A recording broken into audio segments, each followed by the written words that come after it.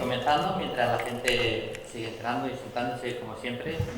Y vamos a hablar de vampiros con 4 autores que ofrecen visiones, la verdad, que bastante diferentes, originales y que han conseguido algo tan complicado como a un icono tan reconocido universalmente y mundialmente como es el del vampiro, aportarle ángulos nuevos, bien sea en el uso y en la aproximación que hacen al mito, bien sea en alguna norma de coherencia interna que aportan, y en cualquier caso para 4 novelas bastante diferentes entre sí, que era lo que tenía gracia en una mesa de este estilo, para no tener 4 autores diciendo lo mismo todo el tiempo y resultar aburridos. Y la verdad que estamos muy contentos con la confección, ¿no? Podríamos empezar, antes de hablar de vuestras novelas individualmente, este momento en el que decides, voy a escribir una novela. Esta pregunta igual para Michelle es un poco más difícil, cuando hablemos de esa novela ya os explicaremos por qué. Pero en el momento en el que decides tocar el terreno del vampiro, claro, es algo donde se ha escrito mucho, donde se ha mucho hecho, donde a lo mejor aportar un granito de arena puede quedar un poco como una gota de agua en el océano, y que realmente da bastante respeto porque hay muchas obras y muy interesantes, tanto muy canónicas como incluso si te pones a buscar obras que han intentado dar una vuelta de tuerca al mito y que encima lo han conseguido muy exitosamente, también hay un montón, ¿no?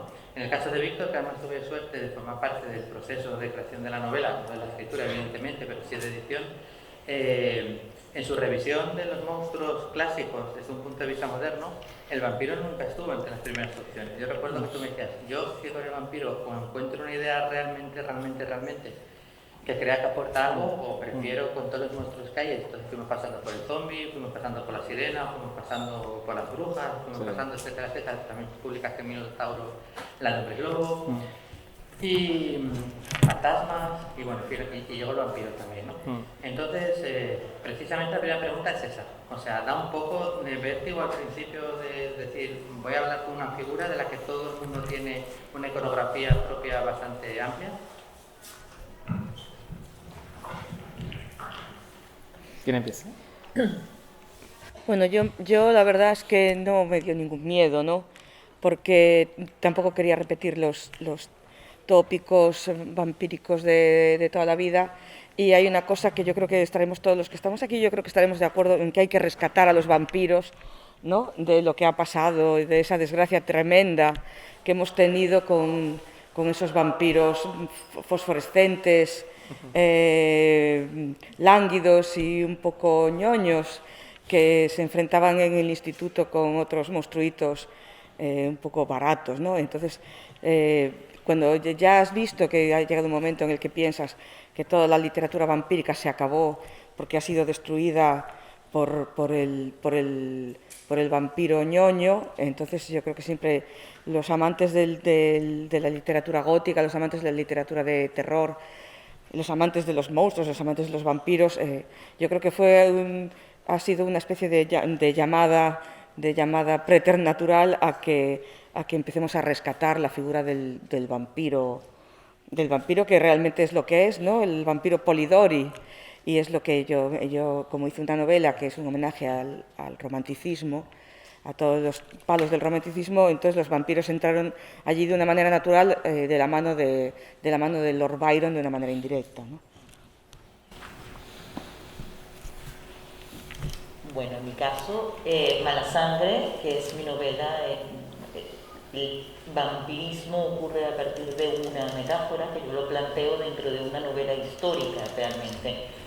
Para mí, la visión del subgénero del vampirismo dentro del gótico no me acobardó cuando estaba escribiendo, básicamente porque me lo planteé como una solución muy parecida a mí, porque yo soy una lectora del género, de la historia de vampiros desde muy joven, o sea, desde muy pequeña, y el vampiro lo que vino fue a resolver, o sea, la imagen de la vampira, en mi caso, que es Diana Gutiérrez, protagonista de Mala Sangre, lo que vino fue a resolver un problema literario que tenía yo, donde yo necesitaba una metáfora. Al final, lo que mal llaman novelas de género, y en este caso específico, el fantástico, lo que es una manera de interpretar el mundo dentro del que nos movemos. Entonces yo eché mano de lo que yo conocía. Entonces, claro, no me dio miedo, y al final tampoco pienso que haya sido como aporte muy diferencial a la literatura, porque en el lugar en el que yo me quedé fue la sangre, que es la metáfora que palpita dentro de todas las historias de vampiros, desde la primera hasta ahora, o sea, desde la mitología antes de Cristo hasta las grandes, la gran narrativa del siglo XIX, lo que está en la preocupación por la sangre y la energía y cómo insertamos nuestra necesidad de más energía en el mundo en el que nos movemos dentro de la literatura. Pues yo efectivamente tampoco tuve miedo, sino ilusión, ¿no? Porque bueno, vamos a hacer una novela de vampiros, pero cambia mucho el tipo de vampiros que vayamos a tratar. Está el vampiro romántico como el de Nieves, y yo tenía mis propias ilusiones, mis propias referencias, y sin duda eran Salem Slot de Stephen King, que lo leí con 14 años y bueno, me explotó la mente, ¿no? Recuerdo que ponía la portada boca abajo en la cama porque me daba miedo la portada, y lo recordaba con un cariño especial. Así que, bueno, como mucho antes de enfrentarme a la escritura, volví a leerlo y me di cuenta de que sí que había hueco, porque claro, ese libro lo escribió Stephen King en los 70. Indudablemente el vampiro ha sufrido muchas transformaciones por parte de creadores como nosotros. Cada uno ha ido aportando algo más al mito, y no solo en literatura, también en series, en juegos de rol, en videojuegos, y había bastante que contar. Y opté por un vampiro moderno, la sociedad actual, para ver qué pasaría si en un mundo tal y como vivimos ahora, como ha ocurrido con el COVID, que nos ha transformado bastante, y más que nos va a transformar, qué pasaría si aparece un vampiro clásico, ¿no? Con algunas diferencias y aportes míos, pero sin duda un vampiro, ¿no? Y me puse a ello y ya no sentí miedo en ningún momento, sino una ilusión máxima de poder jugar con ese personaje clásico tan fascinante, ¿no? Y esa es mi pequeña aportación al mito del vampiro, es eso. En la actualidad, el monstruo que aparece, un vampiro que surge por ahí y como poco a poco devora el mundo.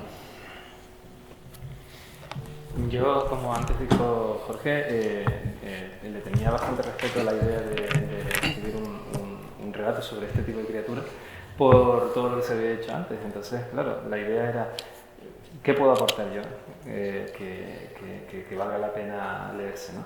Entonces, recuerdo que escribiendo una novela anterior que se llamaba Hija de Lobos, que exploraba un poquito el mito de la licantropía, me acuerdo que había mucha documentación para esa novela sobre qué pensaban realmente las personas en la Edad Media sobre el licántropo, sobre de dónde venía la maldición. Descubrí un montón de cosas que no salen en las películas y que me fascinaron, ¿no? Y una de las cosas que más me gustaron, de las que descubrí, fue que realmente para la gente de aquella época este tipo de criaturas sobrenaturales no tenían absolutamente ninguna conexión con el mundo natural ni con el mundo humano. Eran algo completamente aparte, ¿no? Entonces me dije, bueno, pues vamos a trasladar esa idea a la figura del vampiro. Para mí, el vampiro del que a mí me gusta, el que a mí me gusta realmente escribir, es ese monstruo que es tan inhumano que no lo puedes entender. No puedes entender sus motivaciones, no puedes ni siquiera hablar con él, porque puede parecer humano por fuera, pero no lo es otra cosa completamente diferente y ajena a nosotros. Entonces, partiendo de esa idea, de esa incapacidad de comunicación entre depredador y presa, igual que no puedes hablar con un virus, el virus es otro orden natural completamente distinto, no se puede razonar con él. Él simplemente te depreda y punto. Entonces, partiendo de esa idea, fue como escribir la novelita. Como nos decía Nieves, sí que parece que en los últimos años el vampiro ha recuperado su estatus en lo más alto de la cadena alimenticia. Y está bien, ¿no? Porque en teoría de un monstruo no se supone o no debería estar bien llevar fotos en la carpeta, ¿no? Es como un poco antinatural. Pero sí que para hablar un poco de la novela de cada uno de los cuatro, aunque han ido teniendo sus charlas, no han sido todos en el mismo año, en el caso de Víctor, que quizás tiene un poco más que ver, si tiene que ver con alguna, con la de Carlos, en el sentido de que sí que encuentras una jerarquía, en cierta manera, dentro de los vampiros. Siempre hay un vampiro más atrás en el tiempo y por tanto con más poder que los anteriores. Pero por encima de eso, a mí me parece que das una de estas soluciones que de repente sobre algo que está muy visto alguien aporta y que es tan buena que cuando alguien la ve dice es imposible que no lo haya hecho nadie antes. o es imposible que a nadie se le haya ocurrido. Y entonces pues debería entrar en el canon directamente, pues seguro que para mucha gente que la lea dice esto va a ser así. En tu caso es la explicación de cómo duermen los vampiros. Bueno, realmente no vamos a contar nada, o sea, no quiero destriparles nada por si quieren leer el libro, pero sí que es cierto que cuando me siento a escribir tiendo a ver la película en la cabeza, ¿no? Como si la cabeza fuera una especie de pantalla de cine y tú la vas proyectando, ¿no? Escena tras escena, la película de tu novela, ¿no? Y entonces hay ciertas consideraciones estéticas dentro del mundo vampírico de mi novela, que yo decía, esto molaría que no veas si lo viéramos en una pantalla de cine. Y entonces lo que hice fue trasladar esa idea al libro de una manera, pues claro, descriptiva, ¿no? Evidentemente estamos en el campo de la literatura.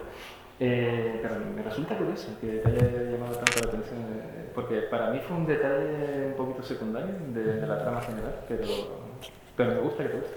Sí, un poco lo que te decía, ¿no? Porque realmente es como decir que en Drácula que le afecta o no le afecta a la luz del sol, aunque esto cambió del libro a la película, es un detalle secundario, lo es, presenta las bases un poco sobre luego lo que pasa y pasa a formar parte del ideario común de todos, ¿no? Correcto. Entonces, en ese sentido, es un detalle secundario en la novela, pero dentro de una revisión del mito, como tú hacías, me parece un detalle importante porque aportas algo nuevo establecido que encaja dentro de la coherencia interna y que funciona, ¿no? En el caso de Nieves, aparte de usar un personaje como el Proceda, que yo adoro y que me hizo especial ilusión encontrarme en las páginas de tu novela, yo trabajé muchos años en la Semana Negra de Gijón, incluso cuando se hizo el premio Espartaco, decidimos que el siguiente premio que se sumara no fuera de policíaco, sino uno de los géneros que la Semana Negra acoge con entusiasmo, como es el histórico. Siempre tuvimos muy claro que los géneros son muy híbridos, que los géneros tienen que ser mestizos, que los géneros tienen que interconectarse unos con otros, y tu novela es un ejemplo perfecto de si hubiera habido en aquel momento, hubiéramos dicho una como Voraces. Entonces, sin embargo, ayer estuvo aquí Xavier Müller y decía que sus editores le prohibían decir la palabra ciencia ficción cuando hablara de su novela, pero como que se iba a vender menos. A mí también, Que iba a ser como para sí. Entonces yo tengo la sensación, por el diseño de la novela, para empezar, ¿no? Ya más con el mapa de fondo, que se note la carta que recuerda las novelas históricas, con las palabras muy escogidas, como cuando se edita una novela gráfica y no quieren poner cómics por ninguna parte. Entonces quería saber, ¿tú tuviste presiones de la editorial para omitir? Porque la gente puede pensar, cuando lea la sinopsis, que es una novela histórica, que lo es, porque la ambientación es histórica, y que en algún momento, a lo mejor, pues tiene un toque de género y tal. No, pero es una novela que se emparentaría más con Frankenstein o con Drácula, es una novela de verdad, de género, es una novela de Celsius, en realidad. O sea, que cuéntanos un poquito también cómo alrededor de una novela que tiene un detalle fantástico tan grande, las presiones pueden hacer que se envuelva como otra cosa. Sí. A ver, a mí la persona que me encargó la novela, me encargó una novela gótica, que fue Belén Bermejo, que pobrecita acaba de fallecer, ¿no? Y entonces Belén Bermejo se puso de baja y entonces ya hubo una especie de catástrofe ahí en ese aspecto, ¿no?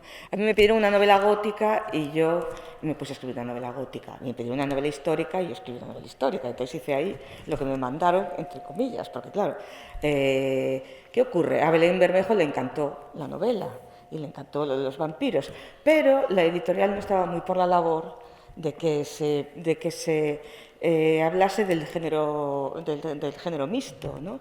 Y entonces hubo gente que me dijo, ni se te ocurra decir que sales Proceda vampirizado, ni se te ocurra. Y dije yo, pero si es lo mejor de la novela, ¿por qué no lo voy a decir, no? Entonces sí, se hurtó muchísimo el tema fantástico, el tema de los vampiros en la novela, y yo protesté un poco, tampoco puse mucho énfasis porque por el problema que había, ¿no? con la editora, pero sí que se hurtó, porque yo creo que aún hay un poco de vergüenza, ¿no? En España si escribes una novela gótica, es como si fuera algo de segunda división, ¿no? Eso pasaba antes con la novela negra, que después ya se catapultó hacia lo más alto y ya si no escribes novela negra no eres nadie. Yo lo digo por experiencia, y entonces lo que pasa que siempre me voy como a lugares del inframundo, ¿no? Me gusta más. Y entonces sí que me llamó mucho la atención. Yo les decía, pero poned que esto es una novela gótica, de verdad. Es una novela que es un homenaje a la novela gótica tradicional del siglo XIX. Pues de hecho, los personajes históricos están ahí y son personajes del siglo XIX y es todo un homenaje tras homenaje a las películas de la Hammer, a Stephen King, es decir, a todos los, incluso a la película de Coppola, es decir, te puedes encontrar con todo el tema histórico, que yo creo que me salió bastante riguroso, pero siempre el gótico estaba entremezclado con todo. Y sí que me encontré con una cierta prevención, la verdad. De hecho, ya veis que nunca he salido en ningún sitio que esta novela es una novela gótica. Y yo me pasé todo el rato, pero es que he escrito una novela de vampiros. Es una novela indudablemente gótica, pero vamos, de cabo a rabo. En el caso de Carlos, es una trilogía. Tú ya habéis hecho una trilogía de zombies. Y como comentamos el otro día en la charla, a priori alguien puede decir, bueno, en ambos casos no deja de ser una especie de pandemia que se extiende, que va quedando una población humana pues cada vez menor y más arrinconada y en peores situaciones. Y podrías tener una estructura parecida o un sabor parecido, pero para nada. O sea, tu novela, desde la primera página, desde las primeras impresiones de los personajes secundarios contando lo que vieron, desde la primera aparición ya incluso del ritmo que la otra tuviera, e incluso por el hecho de desligarla de los escenarios habituales de las novelas de zombies tuyas que suelen transcurrir en España o arrancar en España, se notaba que estábamos ante algo muy diferente. Y no solo esto quedaba claro, sino quedaba claro el respeto que le tenías al canon del vampiro, pero como suele pasar en tu caso, el respeto que le tienes para poder hacer con él lo que te sale de las narices. Y eso es algo que como lectores nos gusta mucho, ¿no? Y lo comentaba antes en el caso de Víctor, en ambos casos estableces una serie de reglas, en este caso entonces una especie de jerarquía de sangre o de antigüedad de sangre o de pureza de sangre.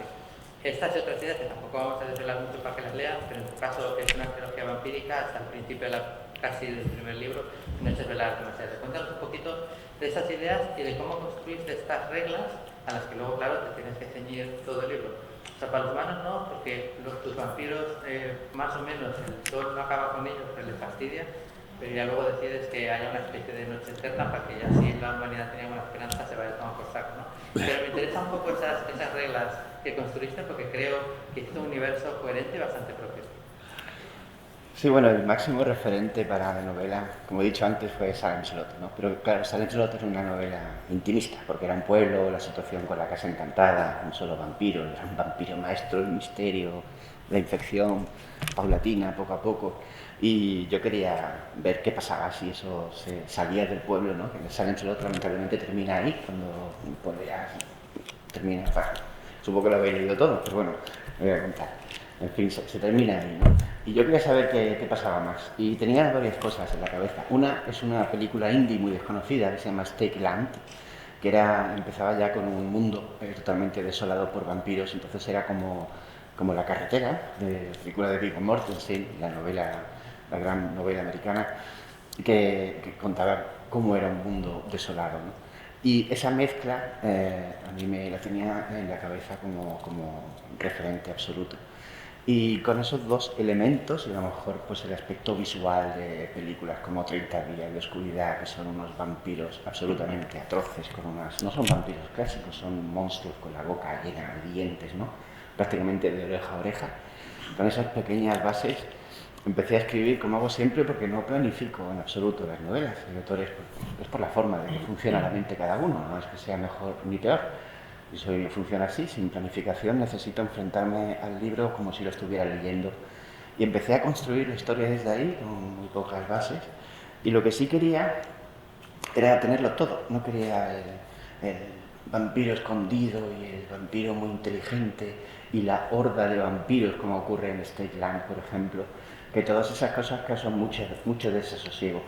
Y en una trilogía yo quería jugar con todos los elementos. Así que inventé lo que ha dicho el moderador, que era el sistema de castas, simplemente. Vampiros que tienen mucho poder, son muy antiguos, son antiquísimos, tienen una sangre especial que viene de tiempos inmemoriales, ¿no?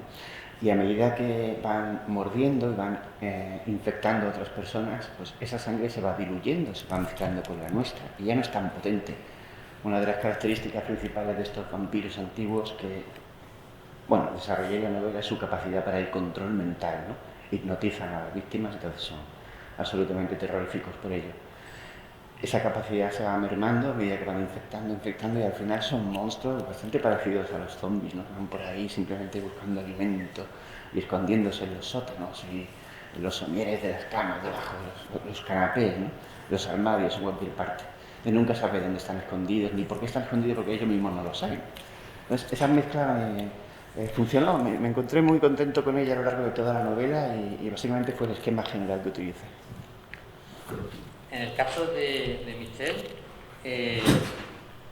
la llegada al vampiro es casi opuesta a la de los casos de los otros tres contertulios, porque ellos tenían claro que iban a hacer una novela con vampiro, pero en el caso de Michelle, si acaso tenía claro que iba a ser una novela sobre vampirismo, pero vampirismo no tiene por qué ser, es una palabra de uso común que va mucho más allá de lo que es necesariamente lo relacionado con el monstruo tradicional, ¿no? Es el hecho de coger algo que otro tiene y apropiártelo porque tú también lo necesitas, como a pesar de dejarlo al otro sin ello, dejarlo vampirizado. Entonces, en tu caso, el vampiro original, si quieres el vampiro más monstruoso, no es el vampiro monstruo en este caso. Y tengo bastante curiosidad en qué punto la metáfora que cuenta sobre la tierra, sobre la situación social, se emparejó o te pidió o demandó la figura del monstruo. Muy al principio de la trama, lo tuviste claro pronto, empezaste a escribir la novela cuando esa metáfora se formó en tu cabeza, avanzaste con una solución que apareció. Cuéntanos un poquito por qué y cuándo. Bueno, primero tengo que aclarar un poco de dónde salen estas metáforas de las que habla Jorge. En primer lugar, yo tenía en la cabeza, la novela funciona en dos estratos, como toda la literatura, pero en este caso yo intenté hacerlo más obvio, en el estrato íntimo, en el estrato personal y en la macroesfera, ¿no? O sea, en el estrato nacional. No sé si han notado mi acento, yo soy venezolana. Mi historia es una historia situada en Venezuela en 1921, con lo cual la vampiresa Diana Gutiérrez, con la que yo trato, es una chica que está en formación, pero ella no se convierte en el vampiro un poco más tradicional que tienen mis compañeros de mesa, sino ella se convierte en una dama. ¿Se acuerdan que son los locos años 20, ¿no? Hace un siglo era el momento, digamos, de la riqueza fácil, todo esto antes de la crisis de 1929, por supuesto. Pero en el caso venezolano, en 1921 explota o se consigue en el pozo petrolero Barroso II, que Venezuela tiene una gran capacidad de exportación de petróleo, se convierte en una de las primeras exportadoras de petróleo del mundo, y eso cambia completamente la psique, la nación, la cultura venezolana como tal, y es algo lo que estamos viviendo hasta ahora. Desde aquel momento hasta ahora, los venezolanos lo que hemos vivido es un rentismo petrolero que literalmente es chupar la energía al suelo, es decir, chupar el petróleo, que es la sangre del país, que es la sangre de la economía. Y yo lo que intenté fue esa metáfora macro, tratar de traerlo al micro a través de una niña, de un adolescente, que se da cuenta que nace con una enfermedad que es hematofagia, y es la manera en que esta hematofagia, que es una enfermedad física con la que ella nace porque su padre es hematófago, su familia intenta evitar que se convierta en vampirismo como tal, porque el vampirismo es una enfermedad de la lujuria. Entonces, es una novela que también habla mucho de lujuria, de placer sexual como tal, pero lo compara constantemente con la lujuria de poder, porque todo esto se desarrolla en una sociedad dictatorial. Y esto no es gratuito, tiene que ver con el lugar en el que yo me crié, por los 20 años de dictadura militar, aunque ahora haya un presidente civil, la mayoría de los que están en el gobierno pues son militares, muy enchufados militares, y lo que yo hago es construir una historia de una familia de enchufados y cómo se refleja en esta niña. ¿Cuándo surge el monstruo? Mi apreciación del vampiro es distinta, porque yo a los vampiros les tengo mucho cariño. Entonces mi protagonista es una vampiresa que ella resuelve su problema, su manera de insertarse en la vida a través de asumir su feminidad en primer lugar y su deseo en segundo lugar. Y ese deseo es lo que es monstruoso.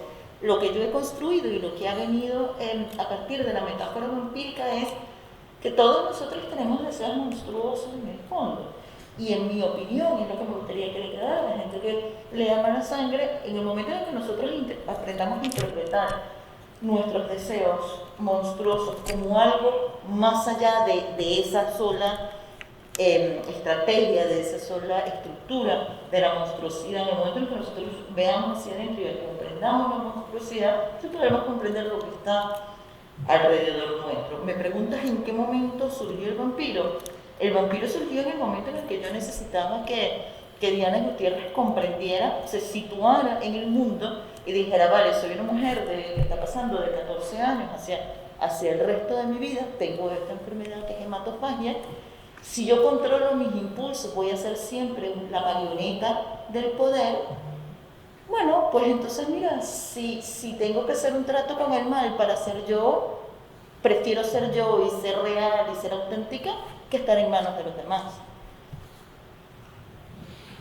Por supuesto, si queréis aprovechar para hacer alguna pregunta a cualquiera de los invitados, intentaremos ver los tiempos y ahora perfectamente alguna pregunta, si no, yo sin mucho problema. Vale, pues se ha escrito tanto, en el caso de Carlos has dicho ya Silent Slot, o sea, como una réplica clásica, pero te voy a forzar a decir otra más, porque ya no la he dicho varias veces, así que me gustaría que me dijerais una obra en cualquier disciplina artística o narrativa que os haya influido especialmente, o aunque no os haya influido directamente en la obra, que sí os haya influido pues, para despertar en vosotros un poco la pasión por el mito del vampiro. Hombre, en mi caso, ya saliéndonos un poquito de lo que es el vampiro clásico, hay un autor americano que a mí siempre me ha influido mucho, tanto por sus trabajos de ciencia ficción como en otras áreas, que es Dan Simmons. Seguramente os acordaréis de una novela que se llamaba Hyperion. Simmons le daba todo, sí. Le daba todo, o sea, le daba incluso la novela negra. A todo. Es un tío increíblemente prolífico y maravilloso en todo lo que escribe. Él tiene una novela que el original se llamaba Placer Carroñero y en España la tradujeron como Los vampiros de la mente, un título bastante cool, pero, y que no le pega mucho la verdad la novela, pero que yo lo leí en su tiempo, hace muchos años, y plantea una forma de vampirismo un tanto peculiar, porque en realidad en esa novela son psíquicos, son gente que utiliza sus poderes mentales para controlar, dominar la voluntad de otras personas. Entonces se convierten, y es curioso porque en la sociedad que tienen ellos se establece una jerarquía de controlados y controladores que es muy parecida a la que tiene el vampiro con sus víctimas, con sus vampirizados, ¿no? Y me encantó esa novela, me gustó mucho ese giro tan extraño que le daba al mito del vampirismo y sobre todo me gustó que a lo largo de una serie de flashbacks él se fuera a muchos años atrás, a la época del mediados del siglo XX, de las guerras, etc. Y te contara el origen de cómo pasó todo, cómo llegó todo esto a pasar. Entonces, pues cuando estaba escribiendo De las ciudades de vuestras tumbas, que es mi novela, me acordé de esa y la tuve presente, pero no para extraer nada de ella, porque realmente en mi novela no hay absolutamente nada de la Simmons, sino simplemente como inspiración, ¿no? Como fuente como fuente del placer de escribir, ¿no? Es decir, me gusta esto que ha hecho King, me gusta esto que ha hecho Simmons, me gusta esto que ha hecho esta gente, vamos a ver si yo soy capaz de hacer algo igual.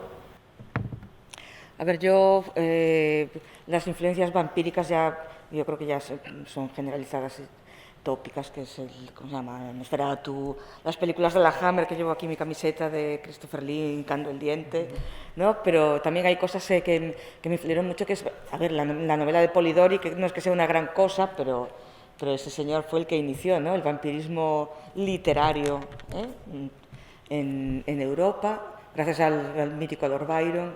Carmila, también, porque yo tengo una vampira en mi novela que puede, vamos, una verdadera persona voraz y pelirroja, pero realmente a mí también me influyeron muchísimo los cuadros de Fuseli, los cuadros de Munch. Yo para escribir sobre vampiros, a ver, yo el día antes de nacer en mi casa entró un murciélago, ¿no? Y entonces en mi casa me llamaban Draculita, así que ya no me quedaba otro remedio en la vida que ir hacia el vampirismo de una manera de una manera como vital. Entonces, sí, yo bebo de todas. Hay un libro que es de Tom Holland, no es Tom Holland, ¿cómo se llama? Spiderman, ¿no? Que es el historiador Tom Holland, que es un tío que es un gran historiador y es un gran novelista, que pone sin ningún tipo de tapujos a Lord Byron como un vampiro, como hizo Polidori, y eso a mí también me llamó mucho la atención. Por eso tampoco me corté demasiado a la hora de vampirizar a todos mis personajes reales, ¿no? Me pareció que además Espronceda estaría contento y del Duque de Wellington ni te cuento, ¿no? Bueno, como ya he mencionado los referentes, quizá voy a añadir que lo que más conscientemente he utilizado en la novela es el feedback de los lectores. Yo quizás soy más conocido por Los Caminantes, una saga de zombies. Y claro, son 10 años de firmas, de mensajes privados en Facebook, de comentarios en el muro. Pues me ha gustado más el primero, el segundo falla aquí, el tercero no sé qué, el punto fuerte del cuarto es este, me ha encantado tal personaje. Algunos que yo pensaba que iban a ser muy potentes, nadie los ha mencionado nunca. Todo eso es muy valioso para luego enfrentarte a otra saga nueva. Y bueno, salí tan contento de poder utilizar y poder echar mano a todos esos recursos que para mí ha sido uno de los pilares fundamentales para la construcción de Rojo. Ha sido recordar constantemente, aquí suaviza, aquí para, aquí frena, pon más atención a esto. Y creo que ha sido la gran fuente de la gran estructura de Rojo, ha sido Los Caminantes, la referencia de los lectores. Bueno, yo tiro mucho, no sé si ya lo he dicho en esta mesa, lo dije en la presentación antes de Mala Sangre por la mañana, que yo tiro mucho de la literatura decimonónica sobre vampirismo. Yo de hecho soy menos fan, me disculpan, de la cinematografía vampírica. Yo creo que cada historia de vampiros establece sus propios límites, ¿no? Por ejemplo, mis vampiros ni siquiera tratan con la vida eterna, no es algo que se planteen. Sheldon Harris tiene unos vampiros que beben sangre sintética. Luego Valentin Penrose escribe la historia de la Condesa Sangrienta, que esta historia sí que me influyó para escribir Mala Sangre, una historia de una mujer que existió de verdad. Ella no necesitaba colmillos, era una condesa, la condesa Severet Bathory, en el medioevo, que chupaba la sangre de doncellas para sentirse más joven. Cada historia de vampiro establece su propia estructura. A mí lo que me interesa dentro de la historia de vampiro, y por qué me paro en el siglo XIX, esto es algo que yo he venido a racionalizar después, es porque el siglo XIX es el de los héroes románticos. Lord Byron es el héroe romántico por antonomasia, y se trata también de una descripción de la identidad, del momento en el que tú te conoces a ti mismo y en qué lugar estás dentro del mundo. Y fíjate que esto resuena un poquito con lo que les decía antes de Diana Gutiérrez. Sin embargo, yo creo que la novela que yo leí con fruición cuando estaba escribiendo Mala Sangre, además de lo que les dije de la novela estrictamente vampírica, que es el recuento que hace Valentin Penrose de la Condesa Sangrienta, es Frankenstein, que yo sé que no tiene nada que ver con el vampirismo, pero a mí me interesaba mucho esta noción de identidad particular del monstruo dentro de aquel siglo XIX. O sea, este soy yo, cómo me interpreto yo sobre el mundo, porque al final el vampiro es monstruoso, ¿no? O sea, es su cualidad sobre el mundo como tal. Entonces, el moderno Prometeo, que es el subtítulo que tiene Frankenstein, a mí me marcó mucho, y de hecho dentro de la novela hay homenajes específicos que hago, como por ejemplo uno de los libros que lee la protagonista es uno de los libros también que marcó muchísimo al monstruo de Frankenstein, como aquí, ¿no? Sobre todo por la cinematografía de 2 o 3 décadas fundamentalmente, y por la vampiro exploitation que hubo en determinados tipos de cine, de serie B y de serie Z. Lo dominante era pues, el vampiro macho, seductor, que buscaba chicas bonitas, que las hipnotizaba, que luego las esclavizaba, etcétera, etcétera. Pero la literatura de vampiros, el cine de vampiros, tampoco querrás que está repleto también de personajes femeninos súper interesantes. Habéis citado a Carmila, de Le Fany, en el caso de Ralph también muchas obras de literatura gótica, Elizabeth Bathory se ha utilizado estupendamente, incluso en los cómics tienen notables ejemplos de esto. Curiosamente, en vuestras novelas, los 4, tenéis, en tu caso prácticamente de forma exclusiva, pero tenéis personajes femeninos muy destacados, muy diferentes y con muchísimo peso determinante en la historia. Me gustaría que nos hablarais un poquito de ellos. Bueno, en el caso de mi novela, como dije antes, la idea sobre la cual pivota, orbita toda la trama es la extrañeza extrema de estos seres, ¿no? de estos vampiros que tú, por mucho que intentes comprender sus motivos o por qué están ahí o por qué hacen lo que hacen, realmente no lo vas a conseguir. No hay ninguna manera de llegar hasta ellos porque no existe ningún canal de comunicación, ¿no? Entonces, ¿qué es lo que te sucede? Que, por supuesto, que siempre tiene que haber algún pringao, el protagonista del libro se enamora de una vampiresa. Y claro, una de las cosas que la gente me dijo cuando empezó a distribuirse la novela, los lectores empezaron a leerla, me dijeron, yo es que tengo problemas con la chica. Y yo, ¿por qué? Dice, porque intentar enamorarse de ella es como intentar enamorarte de una piedra, porque estás intentando construir una historia de amor, pero que no tiene absolutamente ningún tipo de feedback, porque ella no va en ningún momento a corresponder al pringadete protagonista y darle lo que él necesita. Y mi respuesta fue, es que no es una historia de amor.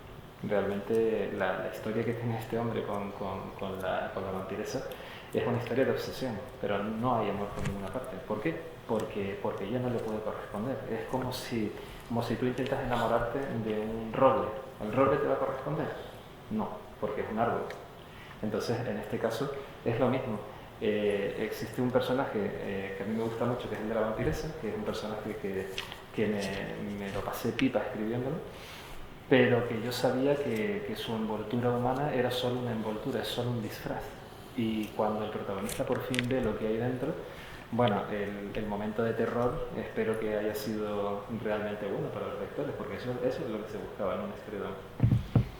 Bueno, yo tengo varios personajes femeninos vampíricos. Uno es una especie de ente sobrenatural que está basado en, como yo llevaba tanto tiempo escribiendo novela negra que yo creo que ya me explotaba el cerebro y dije, mira, ya necesito homenajear a toda la literatura que leía cuando era adolescente, y entonces se hizo una especie de homenaje a Yesa, a ella, la que no puede ser nombrada, ¿no? Y entonces eso es uno de los personajes. La novela trata también sobre una epidemia, porque yo siempre suelo avanzar. Hice una novela sobre un atentado en Barcelona, terrorista. Hice una novela sobre una pandemia, hay una pandemia. Yo ya digo, no voy a volver a escribir nada más, voy a escribir solo novela infantil. Y entonces es como si los vampiros llevasen la peste, ¿no? El cólera, que es la epidemia que hay. Y entonces está esta especie de diosa diabólica, y después está la vampira que se llama Silvia, que es una vampira que para mí es el epítome de lo que yo considero el vampirismo, que es la sensualidad, ¿no? Que es cuando yo veía las películas de Drácula y cuando leí Drácula, notabas algo que decías, no puedo estar notando algo, lo que estoy sintiendo no puede ser verdad, ¿no? Me está pareciendo sensual, me está pareciendo atractivo de una manera sexual, ¿no? El vampiro lo que tiene es sexo sin el fornicio, y eso le da una elegancia y le da un misterio que a mí siempre me había fascinado, ¿no? Entonces la pelirroja, yo también siempre escribo sobre mujeres pelirrojas y siempre las mato porque yo siempre quise ser pelirroja, y entonces tengo mucha envidia y las mato siempre. Es un poco spoiler, pero bueno. La vampira pelirroja, que es como lo que es la vampira de Munch, y este personaje es la gran seductora, la gran diablesa, que ella empieza siendo una joven victoriana insatisfecha sexualmente, que es lo que pasa siempre en las películas de vampiros, y cuando es transformada, entre comillas, porque mis vampiros no son unos vampiros al uso, pero mantienen un poco el mito de la transformación hacia la alimentación humana, ¿no? Entonces ella va evolucionando de una manera, de una mujer que se diría empoderada de una manera vampírica, ¿no? Que es una cosa que a mí me hizo mucha ilusión, ¿no? Y es una mujer que hace esgrima, es una diosa de la belleza, que a mí me gustaría que la hiciera Julianne Moore en el cine, pero bueno, ya sé que eso no va a ocurrir nunca. Pues en mi caso sí, efectivamente hay personajes femeninos potentes, pero bueno, en todas mis novelas los hay, porque hombres y mujeres formamos parte de la misma rueda y avanzamos juntos en este camino, ¿no? Pero sí que hay un personaje en concreto que se llama Liz Sheehan, que es verdad que, bueno, de todo el feedback que he dicho antes que recibo, es el que más han señalado los lectores, ¿no? Me encanta el personaje de Liz Sheehan porque tal. Ocurrió que en ese momento en redes sociales estaba recibiendo mucho feedback mucha campaña, muchas advertencias sobre algo que ocurre, es la mujer maltratada, ¿no? Y lo tenía muy, muy presente en ese momento. Y Liz Sheehan es un personaje bastante apocado, que no encuentra su hueco en la vida, no sabe qué hacer, el trabajo no le satisface, las relaciones tampoco. Está ahí como, no sabe muy bien qué papel tiene en el mundo, y de repente aparece la figura del vampiro que va a visitarla a su casa, va por ella a matarla como a todo el mundo. Y en ese momento ella está rendida, está predispuesta a morir, porque es lo que tiene que pasar, está ocurriendo por todas partes. Pero en ese momento el vampiro comete un error, digamos, y le dice, eres mía, ¿no? Y ahí ella despierta y dice, no, ¿por qué? ¿Por qué? ¿Soy tuya? ¿Por qué? Y ahí en ese momento pues Liz se transforma en un personaje muy potente, descubre que su función en el mundo es que se convierte en una excelente persona dispuesta para cazar vampiros, ¿no? Encuentra su papel y se convierte en un personaje clave y bastante potente. Y me gustó poder devolver a toda esa información que llegaba que era mala, que es negativa, pues poder devolver algo bueno, que es el personaje ese que a la gente le gustó mucho. Bueno, sobre los personajes femeninos destacados en nuestras obras, yo creo que también es algo que viene con los tiempos que corren, ¿no? Esto no solamente está ocurriendo en la literatura de género fantástico, sino en la literatura y en la cinematografía y en las series en general. Estamos asistiendo a un momento donde la mujer en todos los ámbitos de nuestra contemporaneidad por fin está tomando su lugar al lado del hombre. Ya no es solamente una metáfora de algo, sino una persona consciente e individual que está allí. En el caso de la literatura específicamente, hemos pasado muchas décadas, más de un siglo de lo que yo estudio, pensando que la mujer era un tema literario y no un personaje de acción, un personaje actuante, perdón. Y el caso de Diana Gutiérrez, que es la protagonista de la novela, es una mujer empoderada, pero además es una mujer feminista. En 1921 el feminismo era el feminismo de la primera ola y era la sufragista.